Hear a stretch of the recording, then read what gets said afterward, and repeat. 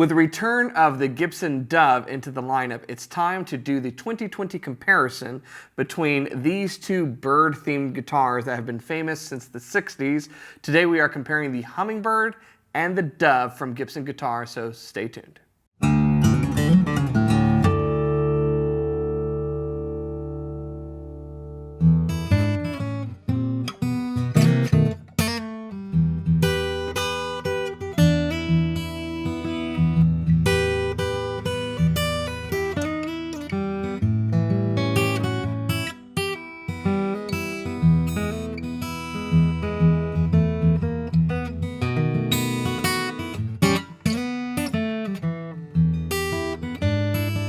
Hey, you're watching Alamo Music TV. My name is Chris McKee with Alamo Music Center in San Antonio, Texas. You can find us online at alamomusic.com. If you're new to our channel, make sure to click on the subscribe button, turn on your notifications, and like the videos. Also comment below because we want to hear from you. If you'd like to support this channel, make sure to visit our Teespring store linked below for custom designed t-shirts, like an update to the Stranger Strings shirt that I am wearing today. So, as I mentioned, we are going to be looking at these very historic guitars from Gibson Acoustics. This is the Hummingbird and the Dove for 2020. Now, if you haven't been watching our channel, or if you aren't aware with what Gibson has been doing with their lineup since last year, they have basically been taking both the electric lineup and now the acoustic lineup and dividing them into both original designs and modern designs. And this is a great approach because what this allows Gibson to do is to be innovative, to try some new things, and yet not abandon the core products that people have loved and that have made them a very famous guitar company for so long. These two models that I'm holding are part of that. These are part of the original collection. So if you look in the original collection, you've got a Hummingbird and you have the Dove back. Now there is a Hummingbird in the modern collection as well. That varies a little bit in the specs. So when you are shopping for these guitars, make sure that you are familiarizing yourself with what the differences are. It's much more apparent on the electric guitar side, but when you dig into the specs, you'll be able to notice the difference between like tuners and colors, build quality, build features, and other things like pickups and whatnot between the original and the modern collection. Right now, for the most part, I tend to enjoy the things that are in the original collection because I love some of those tried and true methods from Gibson. These models that have become synonymous with the brand and famous in the hands of other musicians the world over for so long. Now, the Dove actually has been out of production for a few years. And I didn't understand why that was happening, but I'm very, very glad that they have finally brought it back. So we get to compare these two square shoulder dreadnoughts. Now, in fairness, Gibson's acoustic guitars are probably dominated mostly by their Jumbo, J200, and the J45, which is their round shoulder dreadnought that we all know and love. But their square shoulder dreadnoughts are also very famous in their own right, particularly the Hummingbird and Dove, and they bring their own flavor of Gibson tone to the mix. So let's talk about what makes these guitars the same and what makes them different, so that if you are shopping for both, you will know which one you might lean more to. So, as I mentioned, they are both square shoulder dreadnoughts. They are made in the USA in Bozeman, Montana at the Gibson factory. Now, because they're both square shoulder dreadnoughts, they also feature some of the same designs from Gibson. Notably, all solid wood construction, Sitka spruce tops, hand scalloped X bracing, a Dove tail-fitted solid wood neck, and some really cool bird-themed appointments. So if you are looking for a bird-themed guitar, you couldn't do any better than these, you know? So on the Hummingbird side, of course, we've got a Hummingbird, and we've got this really ornate pickguard that also includes butterflies on it and so forth. You've got the split parallelogram inlays coming up and down the neck, and the crown or torch inlay up on the headstock.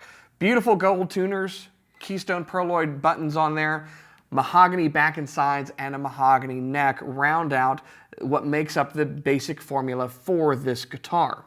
The Dove, on the other hand, is in an entirely different manner. Yes, first of all, you have a different bird. The Dove's just bigger than the Hummingbird, so which would win in a fight? I don't know. Comment below. So you have this ornate pickguard, lovingly adorned with a mother of pearl inlaid dove sitting on a branch. The bridge also has a different pattern to it. It's a winged bridge with mother of pearl inlay in it as well. You still have the split parallelogram inlays going up the fretboard, And then on the headstock, you've got that same torch over ebony, but the tuners are different. We've got the keystone style, but with metal buttons on here instead of the kind of pearloid plastic ivory style pickup or tuner buttons that are on the other one. What's really striking though is when you turn the guitar around, you will see beautiful flamed maple back and sides in a wonderful cherry transparent finish and a maple neck that is also flamed and 3-piece. I'll be honest, the neck is probably one of my favorite features of this guitar. And that's something to say, by the way, if you've ever looked at a guitar with like a lot of beautiful inlay on the neck, just know that that's for you when you're looking at it on the wall or in the case, and for the audience the rest of the time. You don't look at that stuff. I have guitars that I forget what they look like because I'm looking at the dots on the side of the neck. But I also have guitars with incredibly figured wood on the neck, and that part you get to see all the time. So I really like playing this guitar, looking down and seeing that beautiful cherry finished 3-piece flamed maple neck. And that contributes to the sound that you get out of this guitar, and that's where these two guitars differ the most. So they are both Gibson square shoulder dreadnoughts with the exact same bracing, but the back and sides EQ the guitars differently. So on the Hummingbird, the mahogany back and sides are going to give you that trademark mahogany warmth, that mid-range bump without a lot of rich bass or a lot of zingy treble. It's really just kind of right there in the warm middle, I like to say. It's kind of like biting into a warm s'mores. That's what mahogany's like. It's just that warm middle that we all enjoy. It's gooey, it's ooey, it's messy, but we love it. So that's what you'll get from mahogany with a spruce top. There's a lot of volume that comes out of the guitar, but it's all right there in that warm middle. On the Dove, however, it's very, very different because it's mahogany, and the mahogany neck as well as the back and sides help to give this guitar a very balanced voice. Now, most people think of maple as being very bright. It's not. I don't want you to think of maple in that way. Rosewood is bright. It's also bassy. Mahogany isn't bright or bassy, it's just warm mid-range. But mahogany is pretty even across the spectrum. This guitar is actually going to give you more bass than the mahogany Hummingbird is going to give you. And it's going to give you a little bit more treble, but it's not going to accentuate those in contrast to the mid-range. You're going to get nice strong mid-range too. And so what you find when you play these guitars is, at least for me, I play them differently because of the tone that it provides. I tend to play different things on them and appreciate the different attributes they give. Both play fantastic. It's a very comfortable neck position, very great setup on these. I think they're getting plucked now out of the factory, and just all around comfortable to play. So now we're going to put these to the test for your ears. We're going to capture both of these as I play demos on them, the same stuff on both guitars, so you can hear the warm mid-range of the Hummingbird versus the balanced attack of the Dove, and for yourself, determine which one you like best. Here we go.